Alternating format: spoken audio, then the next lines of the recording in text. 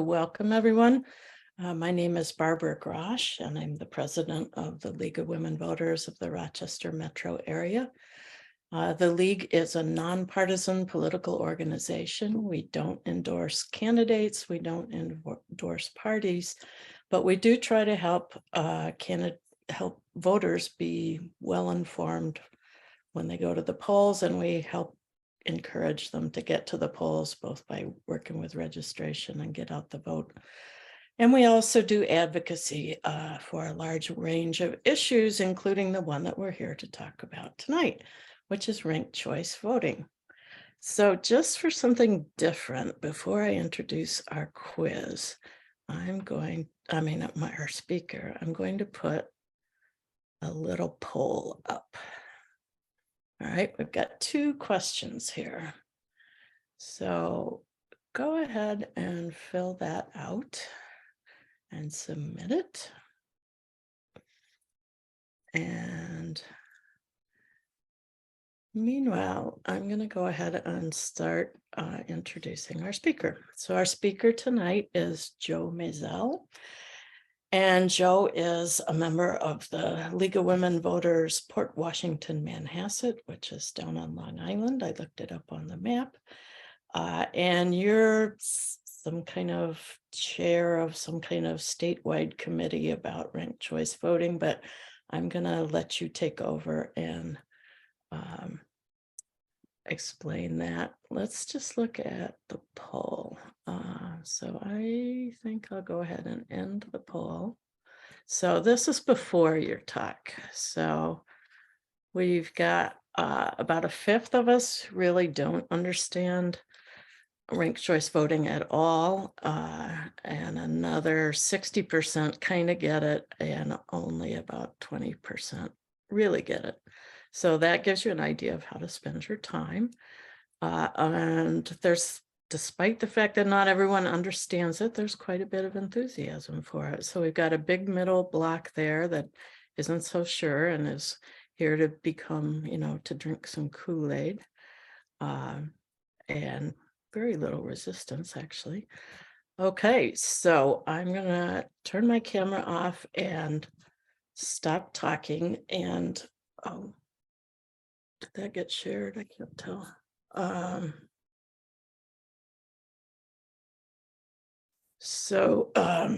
Joe will talk for about half an hour. He's going to explain ranked choice voting to us, and he's also going to give us background on what the league is up to, where it stands in New York State, what we would need to change to make it real, how it would affect different parts of New York, the whole 9 yards. So anything he doesn't cover, we will come back and grill him on. So we've set it up as a webinar tonight because there's a lot of people on. When we come to question time, I'm going to ask people if they want to ask their own questions, they can raise their hand by clicking on the button at the bottom of their screen. And then we will unmute you and let you ask your own question, because I'm hoping this will be very conversational. If you don't feel like asking your own question, you could submit one in the Q&A. All right, so Joe, take it away. Well, thank you, Barbara. That was a fantastic introduction. And I've done a number of these. You're the first to have a poll at the beginning, and that was really smart. And that was very helpful to me to see where the audience is at. So thank you, and thank you so much for participating in that. As Barbara said, my name is Joe Maissel. I am the chair of the Elections Reform Committee for League of Women Voters, Port Washington, Manhasset on Long Island. I'm about 2 years into my League of Women Voters journey. It's been quite extraordinary. So many talented people that I've gotten to meet. I am, how should we put it? I have not been engaged deeply in these kinds of issues. I'm very drawn to nonpartisan issues, so drawn to the League and the way the League goes about things. Caring about democracy, caring about the future of our elections. And so delighted to have this opportunity to talk to you about progress on elections reform, and specifically ranked choice voting, and what we're doing at the New York State level which again, very, very exciting. I'm going to share, and I'm looking forward to hearing your questions and hopefully having a discussion at the end of the presentation. So just confirm quickly, Barbara, that my screen is sharing correctly? Yes, it is. Perfect. Thank you. All right, great. So we're going to talk about, first of all, why ranked choice voting? What benefits does it offer? What is it in the first place? We're going to talk about the history of ranked choice voting with respect to the League of Women Voters. There's actually a rich history here. This is not, how should we put it? New York is late to the party here. Ranked choice voting has been an issue that the League has paid attention to for at least 30 years. And in the last 20 years, there's been a lot of activity at the national level. There's a national position on it. But we're going to talk about why New York State is a special case, or it's not a unique case, but it's a special case compared to other states that have made progress on ranked choice voting. And so we'll talk about what we need to do if we're so inclined, if we're persuaded that it's a good thing, what we need to do to get ranked choice voting for New York State. So when we're talking about seeking a position at the state level on ranked choice voting, what do we mean by that? Well, you can have, and within the League of Women Voters, and you probably know this as League members, you can have local positions where you adopt a position with your own local league. There are state level positions, which again apply as a sound to the state level league and then are available to all local leagues to potentially concur with. And there are also national positions with the League of Women Voters. New York State does not currently have a position on on ranked choice voting. However, New York City has had a position on ranked choice voting since 2009. And as you probably know, New York City since 2019, or I should say, New York City since 2021 has been using ranked choice voting in their primary elections. New York City did change the law within the city charter to make ranked choice voting the method of voting for primaries. And the League of Women Voters in New York City played a key role in this. So let's talk about why at a high level before we get into the mechanics of it. What we've seen is that ranked choice voting supports fairer elections and as such encourages voters to turn out. It encourages underrepresented voters to turn out because as we'll see, it makes it so that when you vote, your vote doesn't, you don't ever feel like you're wasting your vote or have to vote strategically. And so it promotes sincere voting, maximizing effective votes and minimizing wasted votes. It's also very straightforward to verify and audit and can have a paper trail like other forms of voting and is compatible with existing voting machines. And some of the key benefits, eliminating runoffs. We saw in Georgia, right? And we used to see this in New York City as well. We saw in Georgia, for example, in this last election cycle, where you're required to get a majority in order to win Senate in Georgia. So what they have is a runoff process. This eliminates that. In fact, the way that ranked choice votes are counted is frequently referred to as instant runoff voting or IRV. We consistently see that it reduces negative campaigning and political polarization. We find that since it helps us get to a more consensus candidate, that more voters are satisfied with the winners. We also find that because it avoids splitting of coalitions, we find that more diverse representatives are elected. And we'll get into the mechanics of that and how that works. So let's talk about what ranked choice voting is. I'm going to go a little bit deeper. Actually, I'm going to go into a presentation about that I use from my days in ranked choice voting, Ranked Choice New York, excuse me, which is another organization that I worked with. And so you're going to see their logo on the screen in a minute. But in most elections, you can only choose one candidate in what we call plurality, single choice voting. With ranked choice voting, you rank up to 5 candidates. So on this ballot, you see that this person wanted candidate B the most. They thought candidate C would be their second choice. And then on down, they ranked all their candidates, candidate A, their third choice, et cetera, and on and so on. I'm going to stop sharing for a second, and I'm going to bring up a different deck that I have in order to walk you through exactly now what happens after you cast that ballot and how it works. So in a moment, I will reshare. There we go. Let me go back. One moment. And I will walk you through how the mechanics of ranked choice voting function. Just about there. Here we go. I'm going to reshare. So we'll pick up where we left off with filling out your ballot. Now, in this case, we don't have candidate A, B, and C. We're going to vote for our favorite ice cream. And in this ranked choice election, you can rank up to 4 different flavors. So what do we have here on the ballot? Interesting.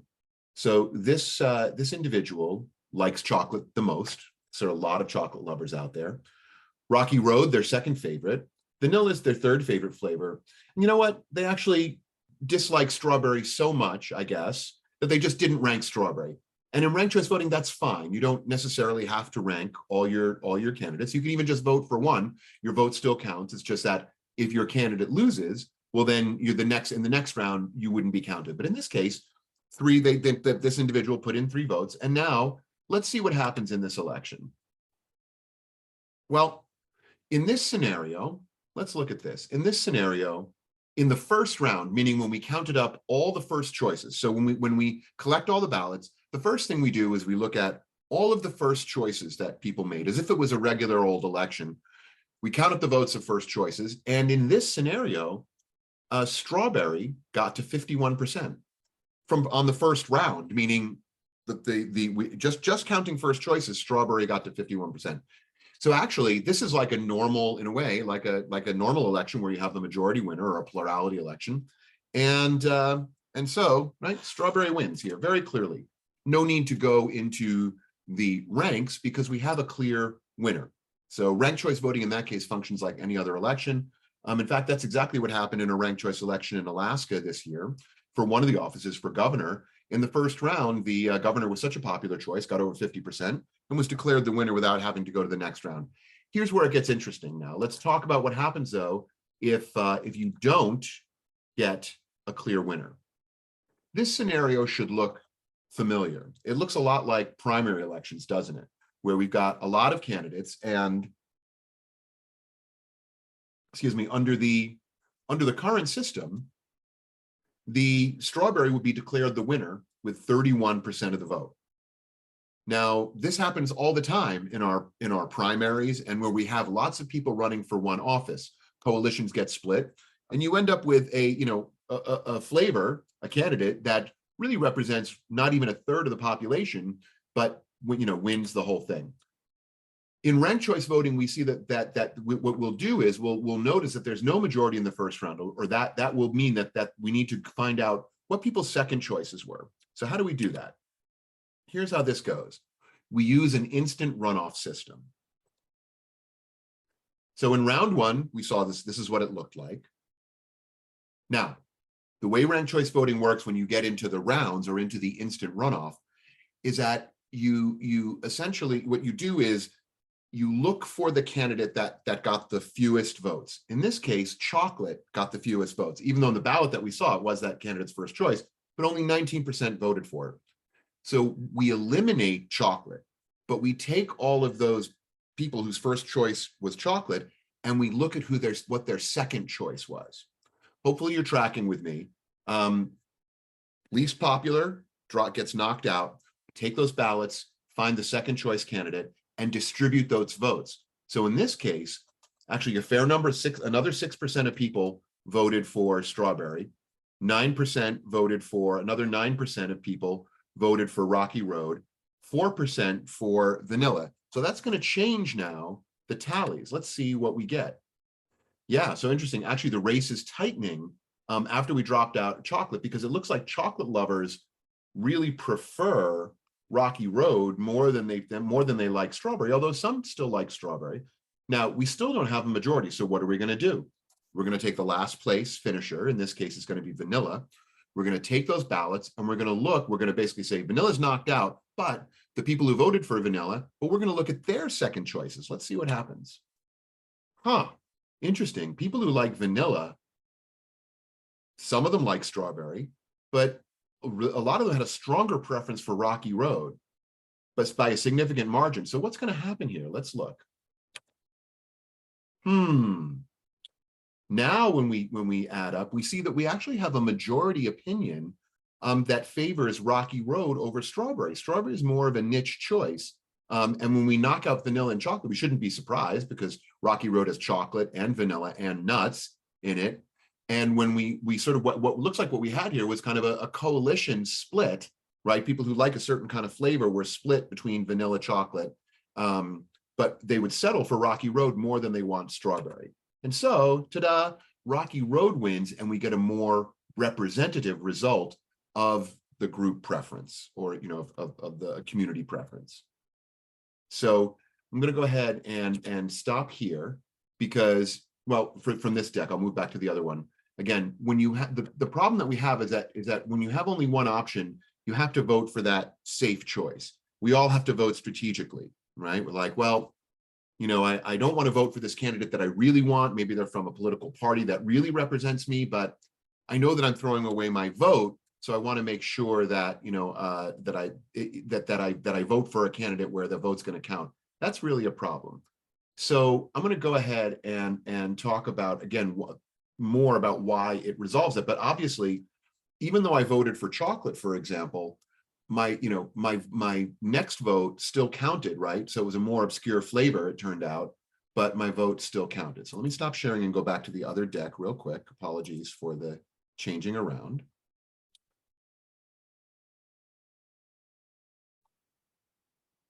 All right, so here's where we left off. But I wanted to make sure I saw that there were quite a few that weren't familiar with ranked choice voting and how it works. So now, let's now talk, since we understand that ranked choice voting gets us to a more kind of consensus perspective, and it also makes it so that you don't have to vote for the safe candidate, because you know that if your candidate gets knocked out, your second choice will still be counted, or even potentially if you if your other candidates have been knocked out, well, it would still go down to your third choice if the second choice had been knocked out in a prior round. So your vote will still be counted. You don't have to fear that you're throwing away your vote. Now, as I mentioned, we're not new to ranked choice voting is not new at all, not in the United States. And this is actually a little bit dated. Over 20 cities, and in fact, I'm actually coming to you from Burlington, Vermont right now, where I spend my winters. Over 20 cities, and now Burlington, Vermont just voted, literally, today's Monday, less than a week ago, or 2 weeks ago, sorry, Burlington, Vermont voted to actually extend the use of ranked choice voting to all offices across the city, citywide, for all of the offices. They had it for mayor for a while.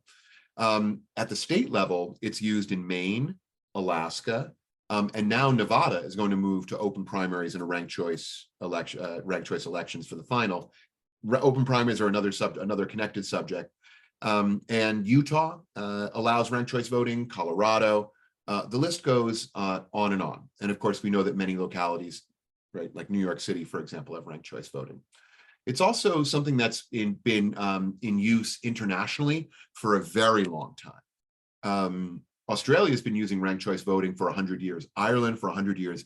As Australians say, somewhat jokingly, ranked choice voting is Australian for voting, used in Canada, Scotland, New Zealand, and actually many other countries. So it's a well-established way of voting. It's not novel. And in fact, it was used here and there in the 40s and 50s in the United States, in locations like Cincinnati, Ohio, in Long Beach, New York, on Long Island, in fact. And what they found was that people were getting elected that represented underrepresented voters.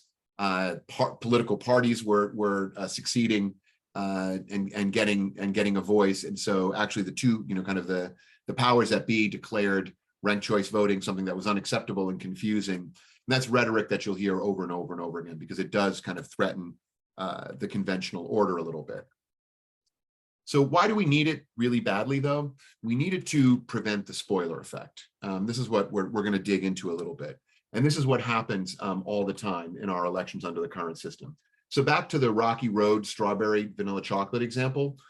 Under the current system, plurality, like if strawberry got to 40% in this example, and the others were lower numbers, well, strawberry would be declared the winner. And as we saw from our example, though, where when we actually looked at what the people who voted for vanilla and chocolate, who were the least popular, what they actually were ready to settle on for Rocky Road. They didn't like strawberry. And so Rocky Road, in our election example, really represents the community much better. So what we find is that vanilla and chocolate in this election, just to get the terms correct, were kind of had the spoiler effect for Rocky Road. Rocky Road was acceptable to the whole community, but vanilla and chocolate spoiled the election for Rocky Road. So let's give some examples real world. For better or worse, I am plenty old enough to have voted in this election in 1992. Now, we don't know what would have happened, but Bill Clinton came to power in 92 with with well below majority support. And if we look at, and we don't know which way, let's say, if what Perot voters or Bush voters would have put, but I guess Perot would have been knocked out first. If Perot voters strongly favored Bush, well, Bush would have won the election. Perhaps, though, in a ranked choice system, people wouldn't have feared voting for Perot. Maybe Perot would have won. Perhaps Clinton was the most representative. I have no idea. We'll never know. But again, Perot clearly spoiled it for somebody. And we see this over and over again in our election system. Here's probably the most kind of glaring example. We're all probably familiar with this one. A 537 vote difference in Florida determined the presidential election, along with the Supreme Court case. But what's clear is that Ralph Nader definitely spoiled things for Al Gore. This one we actually know because exit polls showed that Nader voters had a strong preference for Gore. And it's very, very clear that Nader played spoiler here. And had there been a ranked choice system, Nader would have had, would have had the majority for sure. Excuse me. So we just have some other examples in New York State where people have come to power because of spoilers, where we had a third candidate run. Most of these examples are New York, 1980. I remember my parents voting for John Anderson. So Anderson, not quite sure if Anderson spoiled it for Carter, but if that was the if Anderson peeled off mostly Democrat votes, then that may well have been the case. But I've got quite a few examples here where, again, we've got an example in 94. Don't know again if Cuomo would have won, unclear.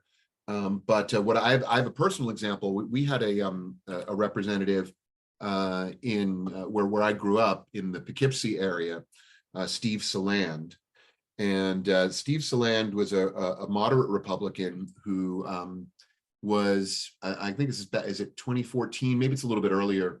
But Steve Saland would have been earlier because New York had same-sex marriage well before the Supreme Court case in 2014. But Steve Saland cast kind of the deciding vote to make same-sex marriage legal in New York State. After he did that as a Republican, he was challenged from the right in a primary and was primaried, right? And that is being primaried is, again, very often is enabled by the plurality system, because you don't need a majority in order to beat somebody in a primary or in any election for that matter.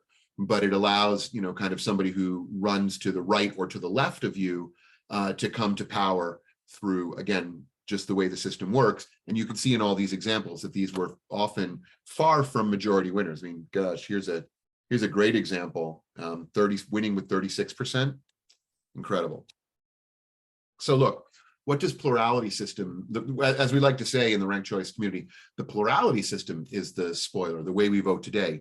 It splits coalitions, it will not eliminate the spoiler effect, and it scares voters away from voting their conscience. Sincere voting is something that the League of Women Voters wants to see more of, and plurality voting is directly in the way of that. I think we all have experienced that. It fails, again, to guarantee a majority winner. It discourages candidates from running because candidates are going to. You even see that right now with the current Republican primary. Candidates are concerned about running, they're concerned about vote splitting to have, again, another kind of non-majority or unrepresentative candidate come to power based on, based on just the way we vote. So it limits our choice in the voting booth. We're not free to vote our conscience. So now let's get into the league a little bit. I had mentioned this before, that we're not this is not leading edge or bleeding edge at all with the League of Women Voters. 14 state leagues already have a position that in favor of ranked choice voting. So we would like New York State to be the 15th. That's what we are working towards. And the way we're doing that is by working with League of New York City's position that was adopted in 2009. That, as I mentioned, was instrumental in bringing ranked choice voting to New York City's primaries. The other thing that we are aligning with, or the other aspect of the league that we're aligning with, is that in 2020, the League of Women Voters at the US level, in their impact on issues, had a position that favors alternatives to plurality votings, like ranked choice voting. The authors of that's a tremendous position, by the way. If you look up the League of Women Voters US 2020 impact on issues, it's right there. And at the convention a year ago in June, ranked choice voting and other alternatives to plurality were featured. So again, we're sort of playing catch up is the wrong word. We're probably middle of the pack, but nothing new or revolutionary here.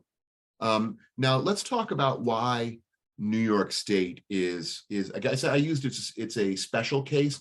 It's not so much a special case. There are other states that work this way, but New York State may be one of the largest. In New York, there's no ballot referendum process outside the legislature. So the states like Maine and Alaska, Nevada in particular, they tried it in Massachusetts, California, et cetera. All of those states have a ballot referendum process. So meaning that doesn't have to go through the legislature. If you get enough signatures, you can get something on the ballot for a referendum, and people can, voters can make an up or down decision on it.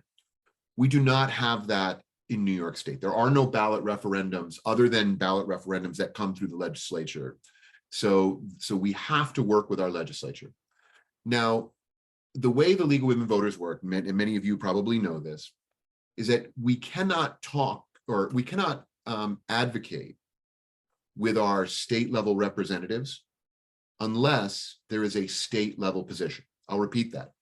Even though, for example, League of Women Voters, Port Washington, Manhasset, League of Women Voters, Mid-Hudson, League of Women Voters, Syracuse, League of Women Voters, New York City's all have adopted a position on ranked choice voting in favor.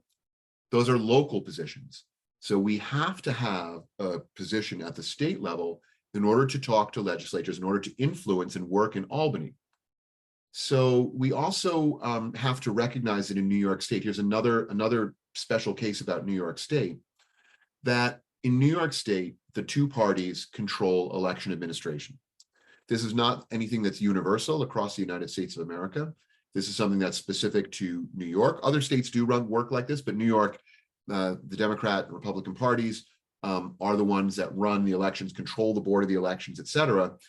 So we have to be aware that when it comes to elections in New York State, there may be some reluctance by the two parties to allow ranked choice voting in general elections. We just have to deal with that reality. Please ask questions about that. If that's a concern, we can talk about the reality of that. However, the two parties are rarely opposed to using ranked choice voting in primary elections, in party-specific primary elections, because again, that doesn't open the door necessarily to third parties challenging in a general election. So that's the reason why. Now, if you like the sound of this or you're interested, what can we do? What can we do? Well, one of the things that League of Rochester has done is to indicate on the programming planning for the statewide convention in June that we'd like to see a concurrence with New York City's position on ranked choice voting become a program item and come to a vote for concurrence at the convention in June. So we don't know whether that's going to happen or not, but either way, it will either be, we would like to continue to work with League of Rochester to educate, so you can make up your own mind on whether or not you think this is a good idea, and decide whether or not you would be in favor of it at a vote in June.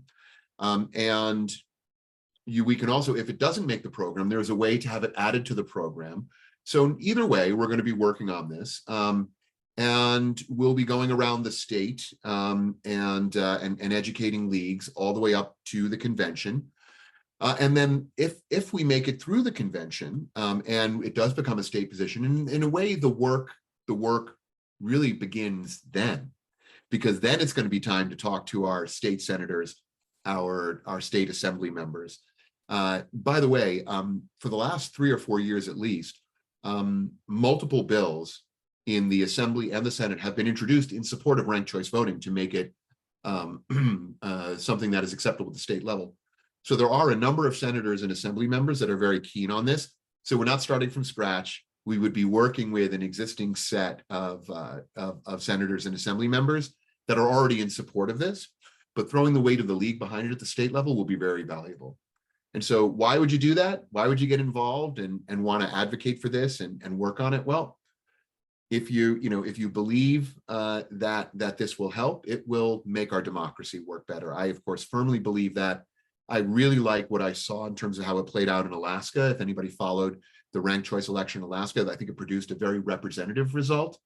And of course, those that used to benefit from the plurality system, the extremes of either side, complain about it, understandably, because that's how they've come to power, and that it's a losing proposition for the extremes.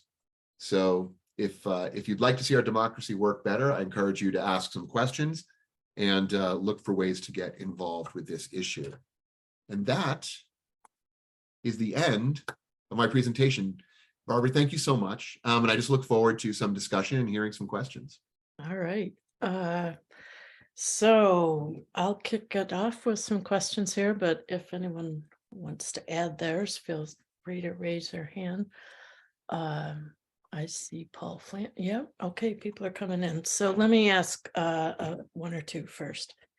So you've been encouraging other leagues to support having this on the program in June at the annual meeting, at the convention. How's that effort going? So thank you for asking that. I think it went pretty well. We had a number of leagues indicated interest in having this on the program, whether it's New York City, Rochester, I think Saratoga, Syracuse, Mid-Hudson, Port Washington, Manhasset, Great Neck.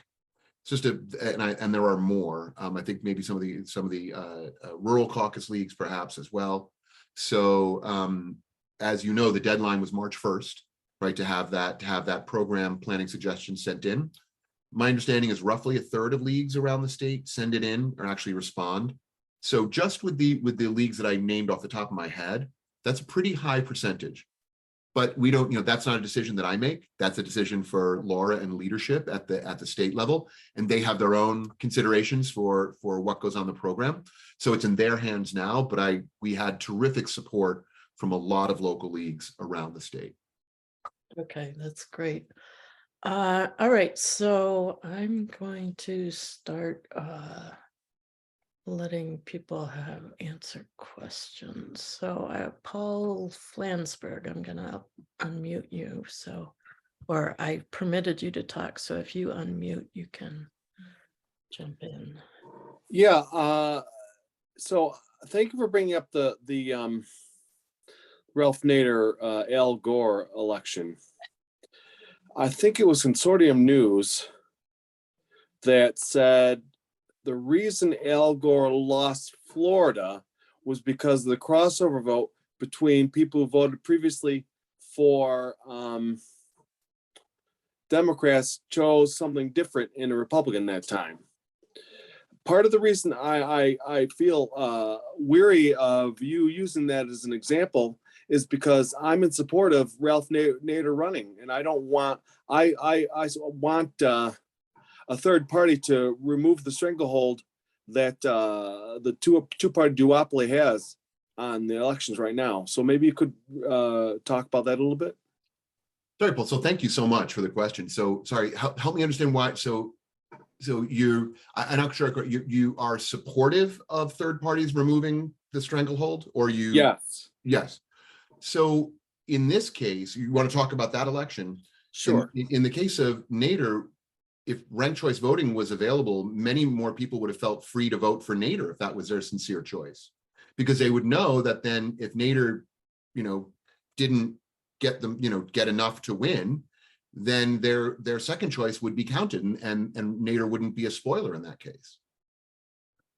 It must be pointed out that unfortunately, we're just talking about ranked choice voting in primaries right now, so it would not open it up to third parties in that way. In New York State, correct. Yeah. I think just more in the abstract though, Paul, I want to make sure I'm answering your question, and I think would actually make it much easier for a third party candidate. So Paul, though, I'd like to know if I'm answering your question, or I'm not sure if I've addressed your concern. You can come off mute and. Yeah. I think you did. Thank you. I understand now about the primaries, which I didn't have a firm grasp on that before, but that your interjection helps me out about Yes. third parties, at least now in New York State. Yeah, in New York State, I'm hoping it'll be more. The parties in New York State, look, we have to introduce ranked choice voting somehow in New York State. If we're just trying to be amenable and work with the system as it is in New York State, over time, if it becomes the accepted way to vote, then it can become an issue to bring it to general elections. But the thought here is one step at a time. That's all. Okay, thank you. All right, I'm going to throw it to Judy Weinstein now. Judy, you've got a question? I think you can unmute yourself. Yeah. This may be too much in the weeds, but Joe, can you tell me how auditing works with ranked choice voting? Since, generally with auditing, you just take samples, but here to go through the whole process, you need every single ballot. That's a really good point, actually. So again, if the audit could be done randomly to validate the accuracy of the count, right? But to your point, you need all of the votes.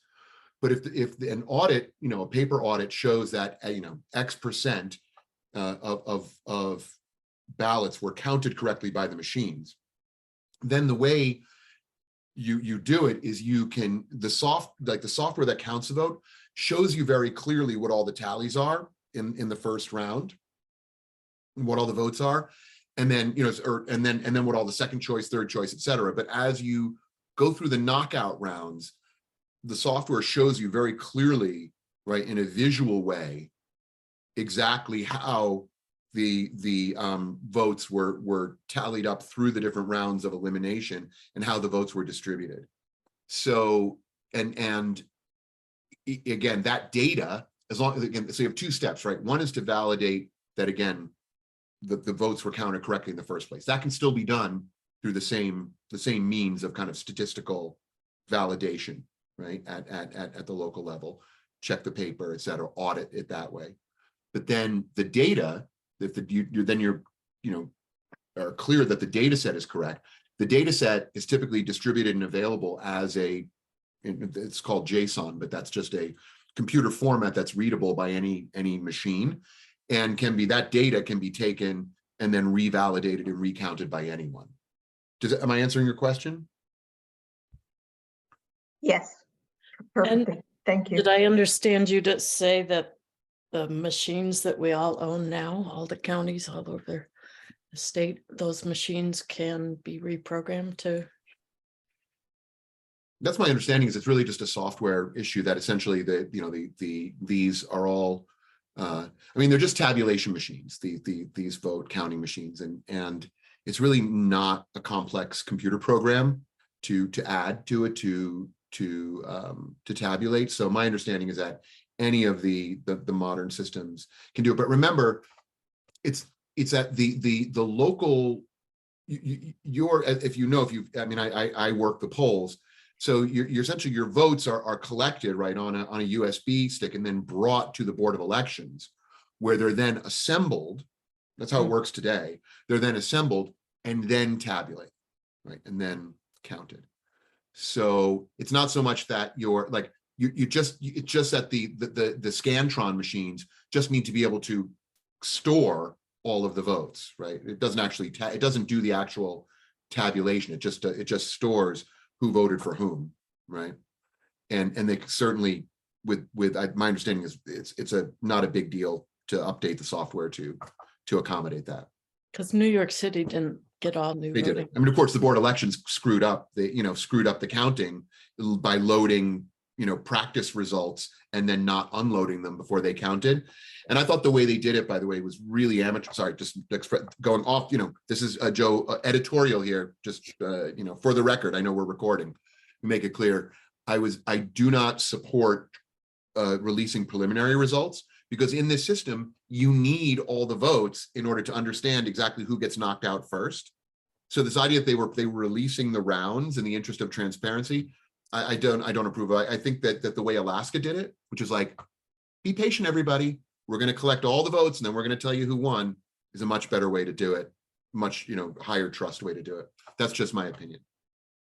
Okay, I'm going to call on Kim Byers. Kim, you can unmute yourself. Hi, thank you. Okay. I am an election inspector. It sounds like you are as well. One of the things I commonly run into is people who don't understand how to fill out the ballot. Yeah. So voters who, especially races that you can choose more than one person. So I'm very curious on the experience with implementing this ranked choice voting, and if it's already happened in New York City. Yeah. What was the experience with the voters? And because if they can't assimilate this new process, we lose that vote in a sense. That's correct, Kim. You're absolutely right. So first of all, the data that we have is that it's a very, very high percentage of voters were satisfied and not confused by this. However, there were, we're talking, 5% of voters, a lot of voters were confused by this. And in fact, that there was a hearing on ranked choice voting after the election held by Latrice Walker, who is Latrice is from a Brooklyn district, an assembly member, but chairs the elections committee for the New York State Assembly, and a lot of her constituents were complaining that it was confusing. Now, of course, that was they were how should we put it, that was a vocal group, and they're a small minority of voters, but that's a real issue. I think the League of Women Voters actually can play an important role in providing education, helping voters fill out sample ballots, making videos, reaching out to communities that don't often get reached or aren't offered education enough. And by the way, League of New York City did a great job with that overall, I have to say. I think they reached a lot of communities, and that's why, in fact, voter satisfaction was so high. But Kim, you're raising a very real issue, which frankly, I think it's an important role for League of Women Voters to reach out to those voters or groups of voters that have questions and need more education. I've got to jump onto that and say, as I've tried to imagine what the ballots would look like, let's remember that right now we're only proposing it for primaries, and primary ballots look really different from the general election ballots. General election ballots are so densely packed that it's kind of hard to fusion voting. Yeah. how much we'd have to redesign those ballots, but the primaries are less problematic, so that gives me some hope. I'm sorry. Oh, sorry, Yeah. Barbara. Is that because of fusion voting specifically in New York City? Where Yes. Okay, Yeah. thank you. Yeah. Right. Michael Slade has his hand up. Michael, if you want to unmute yourself, and when we're done with Michael, we'll go to Oscar Brewer. Go ahead, Michael.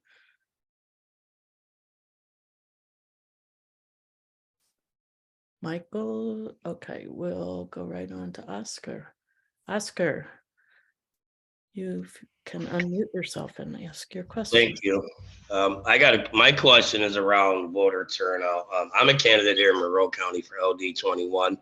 So as you guys know, we're knocking on doors, and I've been getting a very alarming response from constituents I'm talking to, is that they don't have no trust in the voting system.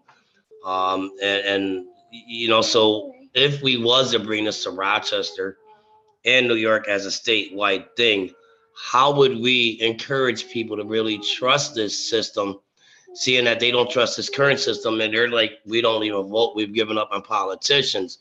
So, I mean, what would this do to bring that hope back to our constituents? Yeah, thank you, Oscar. I don't have like a quick or simple answer to that. That's not, because I also, I think that's a separate though related issue, meaning what we've seen is that if candidates, individuals want to sow mistrust and doubt in our democracy, they'll do it irrespective of how we vote.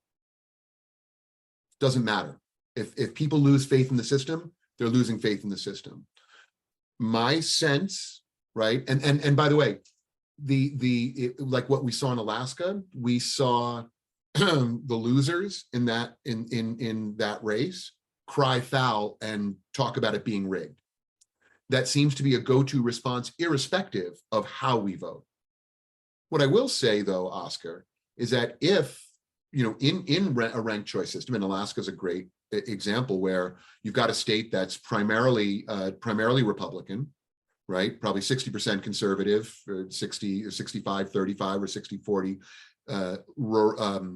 conservative versus liberal, roughly. And they're 60% of Alaskans are actually independents and are not affiliated with any party, just in terms of how it skews. And what we got for their federal representation, or sorry, their high level representation, the governor is a Republican. They have a moderate Republican senator and a moderate Democrat congressperson. I think they got a very, very representative result. But the people on the extremes, Oscar, cried foul, said it was rigged, said it was all made up. Ranked choice voting doesn't prevent people from claiming that the system is unrepresentative or fake. But what my hope and what we see, Oscar, is that in places where they've implemented ranked choice voting, you have better voter turnout, right? People feel more representative. You know, communities of color and women are better represented in ranked choice. And so it's kind of a virtuous cycle in terms of turnout and people feeling represented. And so those voices, right, that are saying that that you can't trust the system, those voices become less representative and have a lower chance of actually getting into office, because most of those players, frankly, that win that win office and claim fraud win on plurality and not majority. So that's certainly win initially on plurality rather than majority. But that's just me as an optimistic person, Oscar. I don't think you can I think that's again a separate but related issue. Did I answer your question though? Yes, thank you. Thank you. And thank you for being engaged and running for office. Really appreciate that. Yeah, I also can't help thinking that if the incentives for strategic voting went away so that people could really vote for who they wanted to without feeling that their vote might be wasted or they might be a spoiler, that they might start to feel better about the system. You and I are optimists in that regard, Barbara. Yeah. I see that Michael was able to unmute. Yeah, Michael, go for it. Nope, still not there. Okay. We don't hear you, Michael. You're trying to talk to us? You could put something in the Q&A. I'm going to ask a question from Rhonda Hungerford that's in the Q&A. Sure. She says, I don't understand why the Board of Elections Commissioners of New York State are not in favor of ranked choice voting. Yeah. Our Onondaga County Democratic Commissioner has not shown support for it. Mm-hmm. Yeah, that's simple. Because ranked choice voting, especially if it became available in the general election, would open things up to third parties. And Rhonda, your Democratic official probably is keenly aware that it's part of an overall reform movement that's tied to things like open primaries long-term. That's not what we're talking about initially, but what we see in Alaska and Nevada and Maine are things like open primaries. the powers that the current people who have power through the two-party system in New York don't want to change that. And it's not in their interest to have either, to have a system which, allows you to freely vote for a third party without consequence, right? Meaning you can vote your conscience, and who knows if, it might turn out that a third party is actually really popular. And that's not something that the Democrats or the Republicans in New York State, who have their power through the parties and the party system, like elections commissioners, that's not something they want to see change. It's not in their interest. Does that answer, Ron, does that answer your question? You can put it in the Q&A. Okay, Michael, can you ask your own question? Are you there? Okay, here we go. Michael asked, was the old days in Long Beach use paper ballots? I don't see how. That's correct. Yeah, Michael, it can be done on paper. It takes longer to tabulate, but and particularly in a local election, that in the size of that community, it can absolutely, a ranked choice election can be tabulated by hand, and it still could be. I mean, what you would basically get the numbers in from each district, and then you would add them together. This many first choice, this many second choice for this candidate, this many third choice. It would all still work the same way. It would work just fine on paper. It would just take a little longer. It doesn't require a computer to do the thing to do the calculation. It just goes faster. All right, I've got a question for you, Michael. I mean, Joe. So we've been talking about so we have experience with New York City, and I believe that one of the examples was, or one of the outcomes was, that there were more candidates who ran. Yeah. So I find that really interesting, because when I try to imagine if Monroe County or the city of Rochester got ranked choice voting, it doesn't feel tremendously impactful, because it's not that common that we have more than 2 candidates for a lot of, I mean, sometimes we have 3, we've had 3, but it just, so do you know any stories of smaller places that have tried this, and did it have that kind of effect of letting more people vote? I mean, getting more people to run? Yeah. So what we see again is that in places of ranked choice voting, there is no pressure anymore to drop out of a race. Candidate can freely, take their candidacy through the process all the way through to the primary election, because they have no concern about vote splitting. I've actually got an example of a real world election in Oakland, where again you saw a great example where the plurality winner was probably non-representative of the community in Oakland, but after we went through the rounds and ranked choice voting, you could see there were certain constituencies where just the fact that there were 2 candidates that represented a certain constituency didn't split the vote and didn't spoil the vote and allow the non-representative candidate to get in. I think that over time, Barbara, that just encourages more people to run, and it should. People should be able to run and not worry. I don't know if the reason people don't run in Rochester has to do with not wanting to get involved, or concern that if they represent a particular community or gender or whatever that represents a constituency, that they'd be concerned about splitting that vote. And this would eliminate that concern. Anybody, feel free to run. You're not going to spoil it for anybody. It could change with the public finance of elections that's coming next time too. Okay, Judy Weinstein's got another question. Judy, you want to unmute? Yeah, Joe, could you tell us, besides New York City, where else in New York State is ranked choice voting being used? I'm not aware of any other jurisdictions actively using ranked choice voting. Not aware of a single one, except the historical example from Long Beach, where they actually dabbled in proportional representation. Another topic, which we could talk about. I know, Barbara, you wanted to cover that a bit. I hit the 30-minute limit. Yeah. But there are several leagues that have concurred with the New York City position. Correct. And will be pushing for their localities to Yeah. use choice. I'd like to do that too, locally, but trying to work on this issue, getting it to be a state position. I think having it as a state law, making it acceptable. Now, state law wouldn't require it. I mean, there's nothing in Maine or Alaska that necessarily requires it. People, but the bills that go through just make it acceptable. By the way, there's nothing in the New York State law that makes it unacceptable, but just simple. You asked a simple question, and the simple answer is I'm not aware of any other jurisdictions that are using it. There may well be, but I haven't heard of it. Okay. These are great questions, by the way. This is Yeah. awesome discussion. Okay. Joan Rosenthal wonders what happens in a tie. Well, I think a tie is a tie, right? You'd still. I think a tie is a tie. Yeah, I don't Don't they know. flip coins in some jurisdictions? Whatever the law says. Okay. Probably that's maybe one case where you actually would go to a runoff election if you had an actual tie. Very unusual, but Yeah. theoretically could happen. I mean, that would probably have to be in the law that we could do that. And like, I don't know if it's in the law that we could. That'd be interesting. Never heard. So Michael Slade's got a second question. Oh, good. The current scanners just hold totals, not the individual ballot.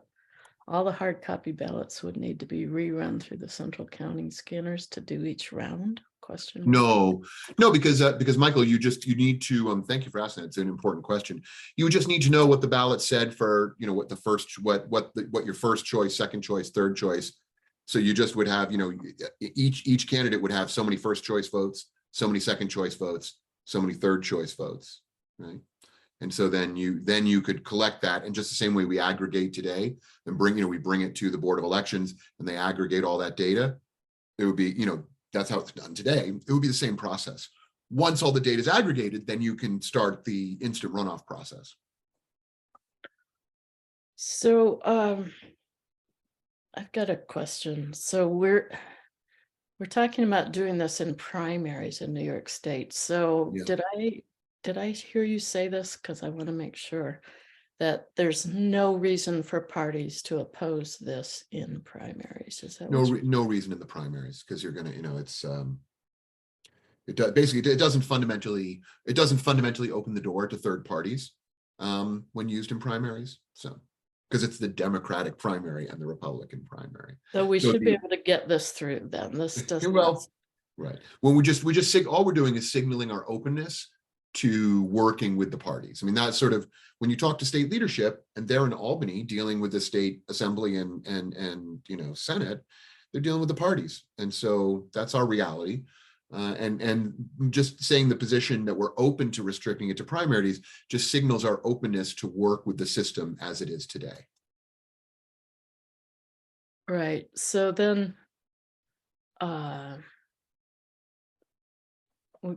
I'm going to have Judy come back in a minute because she's disputing something you just said, but I want to follow that up. Oh, good. Yeah, please. A second round of change might be either to use ranked choice voting in general elections, which would open the doors for third parties, or to have primary elections where everyone runs against everyone and all voters vote in the same primary. I'm trying to analyze. And I'm sorry, Judy is correct. I see in the chat. By the way, Judy, you're correct. The way I said it was not quite right. It does matter, that ballots must stay together. When you collect the data, they must stay together. You're absolutely, the ballot, the content of the ballot would have to stay, intact, to your point, because if you voted for the candidate that gets knocked out, then the second choice from only those ballots come through. So thank you, Judy, for pointing that out. You're absolutely right. Sorry, Barbara. Yeah. Okay, so we got two scenarios for a second round of change. One would be extend the ranked choice voting to the generals, and the other would be to consolidate all the primaries into one primary, the way Alaska does and the way Nevada is going to do. Do you have any thoughts about how those two compare? so this now becomes personal and becomes a matter of my opinion. And so I'm only offering you now a personal opinion, because I'm historically a lifelong independent voter. And so I don't feel that one party necessarily represents my views entirely. And so my preference personally is to have an open choice and to vote for the candidate that best represents me, irrespective of what party they're from. Maybe it might be a candidate from a party other than the Democrats or the Republicans that represents me, or others. So the open system to me makes the most sense. But of course, Democrats and Republicans still compete in that system. And in fact, in Alaska, it came down to Democrats and Republicans. There was no third party, although the door was open to a third party. So to me, that seems like a preferable system, a more representative system, in my opinion. Yeah, now that you're talking, I realize how many people are not registered in any party. So Right. 40% of the electorate. yeah, they would still be disenfranchised. So that pretty much answers my question. Okay, so Judy's wanting you to go back to answer Mike's question again. So yeah, these are great questions and great corrections, by the way. And I have, the way I was describing the vote tallying was incorrect. So that's very helpful. Thank you. So,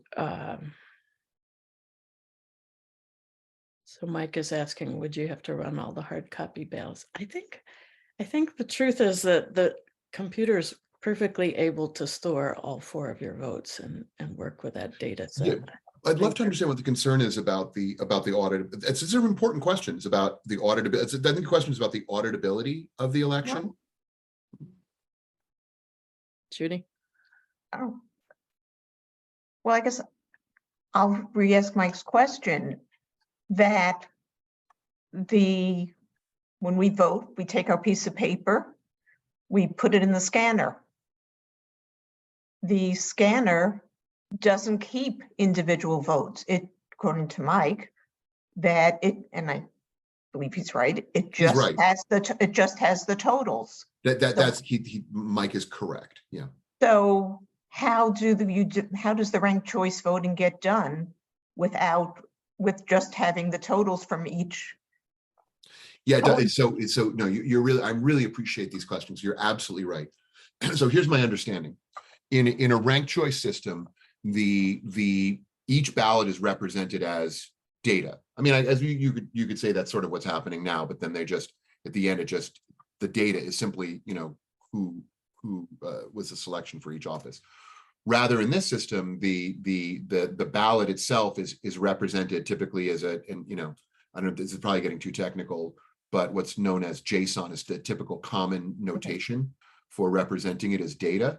And then that data can then be taken and aggregated quite simply, when it's brought to the Board of Elections to be tallied. So each piece of data would store all 4 of the rank. We store choice, ballot. This is ballot number, ballot number, blah, blah, blah, blah. Because the ballots, I believe, I'm trying to remember, from working the elections, because we're very careful, like when, if you spoil a ballot, I'm not sure if the ballots have individual numbers or markers. I'm not sure if they do. I don't think they do. But you have to be very careful with the ballots. But the point is, so any given ballot, I don't know if it would be given a unique identifier for a vote. But the bottom line is, to their point, all the ranks would be stored. This ballot it's sort of stored as, it's called an object, but it would just be kept as, this ballot had this candidate first, this candidate second, this candidate third, this candidate fourth, and it would just be, just a string of text, really. But that would be brought up to the Board of Election. But I'm glad we're getting down to the weeds, but that's my understanding of what it looks like when it's stored inside of a scanning machine. Okay, we've got a question here from Karen Lebraco. What about school board elections? What about some villages which candidates run on local parties? Wouldn't that be a good use of ranked choice for general elections? I think it'd be fabulous. The other one is we didn't get down even deeper into the weeds, but ranked choice voting really lends itself to multi-member races as well. When you've got more than one person running and you want to have a proportional result from the electorate, you can tabulate the votes in such a way that you can actually understand proportionally what the community's preference is for, you know, for rather than just counting up who gets the, you know, just the highest number of votes and those, the, you know, the 3 top vote getters get in, which is the way it works now. You could actually distribute, if you have ranks, you can actually then distribute the community sentiment proportionally. Gets a little interesting about how that's tabulated, but if for school boards, fantastic. It's the way, by the way, it's the way the Oscars are done for a long time. They've used ranked choice voting to determine winners of Oscars because they want the community sentiment. So.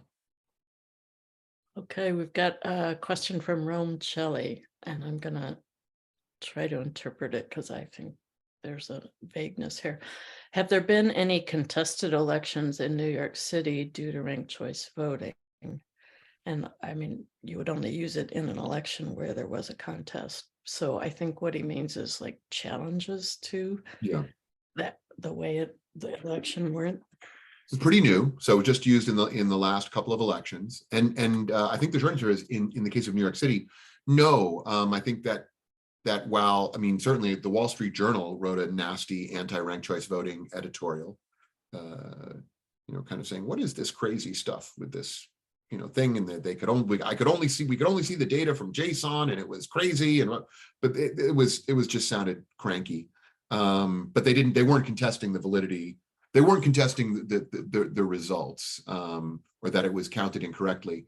But when the Board of Elections screwed up their initial first vote by leaving demo data in the machine and then releasing the results that were incorrect, people were very upset.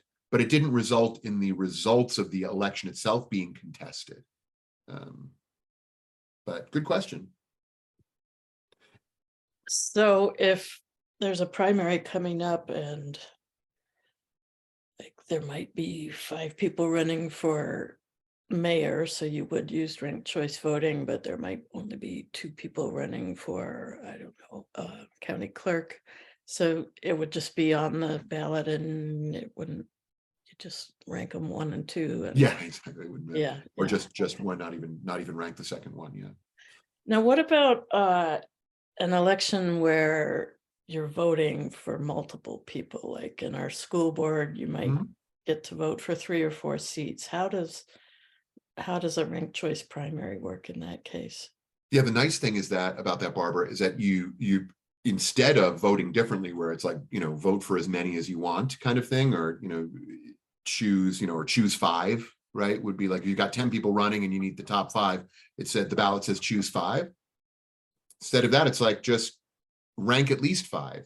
It would be the same way that you vote for other offices. And then the results can be tabulated from people's rankings, right? Rather than the way, you know, just you get X number of votes for each candidate. Right. You can use ranked choice voting to determine the winners in a multi-member election. Which would be good, because I have heard that people get encouraged by the candidates sometimes to undervote, like especially if they're not maybe possibly firmly in the top 3. If it's a 3-party, they'll say, just vote for me, because if there's someone who might push me from 3 to 4 and you also vote for them, then you're voting against me. Correct. Strategic so once voting. Again, it gives room for people to vote their actual preferences and no need to strategize and be tricksy and not vote what they think. Right. That's well said. You're exactly right, Barbara. And that's called bullet voting in multi-member. Right. And it's a form of strategic voting. And look, we don't want to pretend that ranked choice voting doesn't introduce, let's say, some new strategies, right? There are coalitions that form in ranked choice voting. There are strategies. In some cases, you say, don't rank that candidate at all because we don't want you to vote for them. So it's not like this is a panacea for all the woes of the voting world. No voting system is perfect, but it's an incremental improvement. And in the case of ranked choice voting for multi-member, the main effect that you get is that you get a better distribution of community sentiment. And I mean it this way. Sometimes in a multi-member race, like in a school board race, we just had this happen. let's say it's good, we're picking 3 candidates. One of the candidates is enormously popular and soaks up 80% of the votes sometimes, right? And so that candidate, you know, almost all of the votes go there. What you get in a ranked choice system is if somebody's extremely popular and there are overvotes for that candidate, once that candidate has reached a certain threshold of votes, right? If, let's say, in the case of a 3-member race, you need to reach at least 25% of the vote in order to be guaranteed a spot, right? And so when you reach 25% of the vote, what they do is then distribute the rest of your votes around to the other candidates. That's, I know we want to talk about multi-member. That's something called single transferable vote, but it allows for a better sense of community sentiment, right? When you have a multi-member race, and doesn't allow, again, kind of the crush towards one candidate, which happens a lot, and allows votes to be better distributed. So again, a subject for another talk, for another entire presentation, but it's very, very useful, long story short, in getting a much more proportional result when you have a multi-member race, like a school board election. And Michael Slade, you want to speak up and Yeah, about bullet? we hear you, Michael. Love to hear from you. Are we not hearing you? Are you trying to talk? You can post here. Yeah, I don't know. As he's going on, I see you're on mute.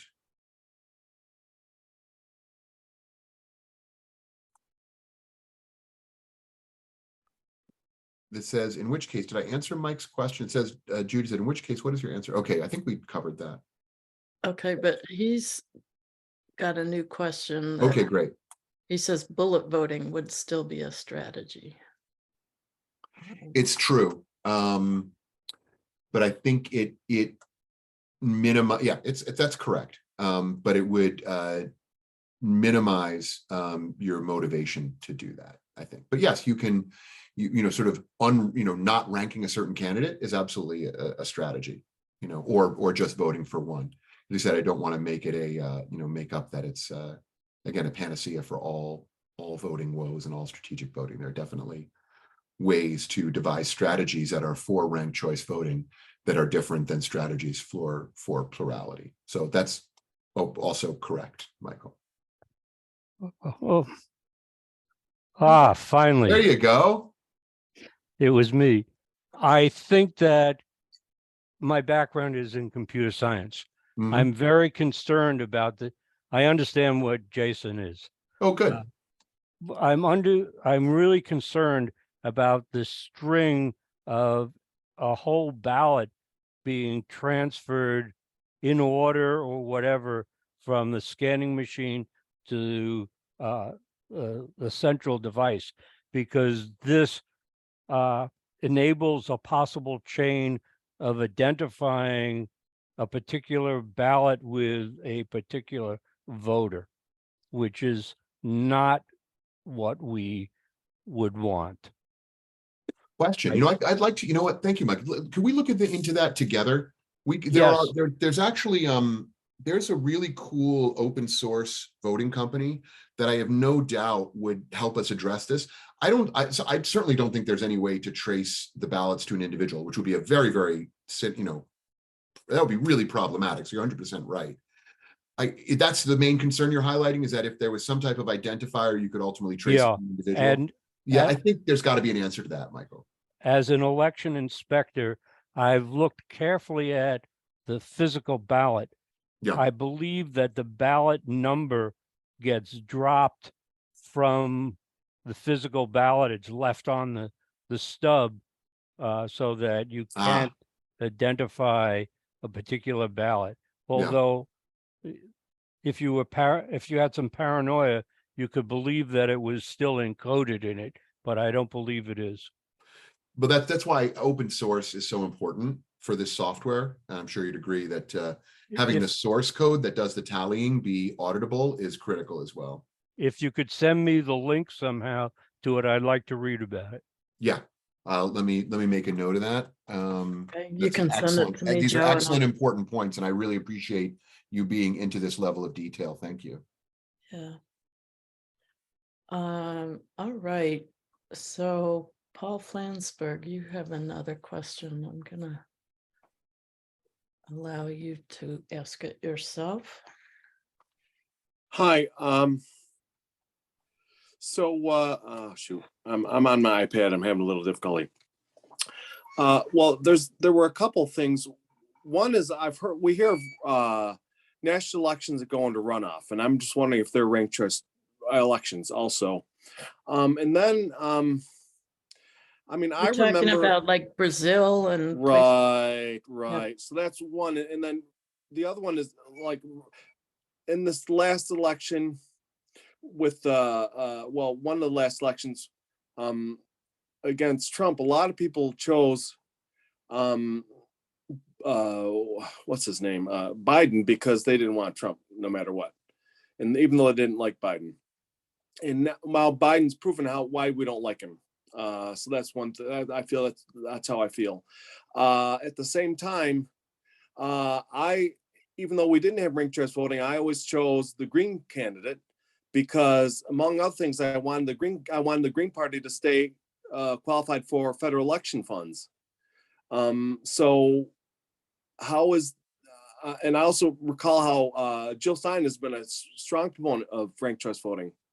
So maybe you can consider those issues in your response. Well, thanks, Paul. Just so you know, I mean, I work very closely with Howie Hawkins in Ranked Choice New York. Howie's a huge proponent of ranked choice voting for exactly this reason. I think under a ranked choice system, Paul, people would feel very free to vote for third-party candidates, so-called third-party candidates. I don't even love that term. You know, just other parties that represent very large constituencies. I think did Howie get like 400,000 votes? It's a significant number of people. That and many more may have voted if they knew that just because Howie wasn't going to win, that their voice would still be heard, and it would greatly increase the probability of a third party challenger, both also guaranteeing them to continue to get federal funds. I think many more people would feel free to vote for them, right? And so yeah, as you point out, Jill Stein, Howie Hawkins, all big proponents of ranked choice voting for exactly the reasons that you're outlining. Was that the nature of your question?